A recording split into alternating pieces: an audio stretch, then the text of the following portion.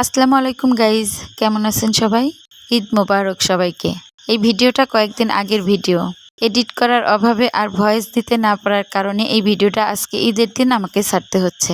অথচ আমি বাড়িতে এসেছি আরও কয়েকদিন আগেই, কিন্তু সময়ের অভাবে এই মুহূর্তগুলো আপনাদের সাথে ঠিক সময়ে আমি শেয়ার করতে পারিনি। তবুও ভাবলাম দেরি হলেও আমার বাড়ি ফেরার অনুভূতিটা আপনাদের সাথে শেয়ার করি, আর এই ঈদের আনন্দ সবার জীবনে সুখ নিয়ে আসুক। আর হ্যাঁ গাইস, বাড়িতে এসে বাড়ির পানি খেয়ে আমার গলার অবস্থাটা একদম খারাপ হয়ে গিয়েছে। গলাটা একটু ধরে গিয়েছে, তাই হয়তো কথাগুলো একটু অন্যরকম শোনাচ্ছে। তো প্লিজ কেউ কিছু মনে করবেন না। আশা করি আগের মতোই আমার ভিডিওটা ভালোবাসা দিয়ে দেখবেন। সবাই দোয়া করবেন যেন তাড়াতাড়ি সুস্থ হয়ে যাই। সারাদিন বাচ্চাদের খেলাধুলা আর চিল্লাপাল্লার কারণে ঠিকমতো ভয়েস দিতে পারিনি।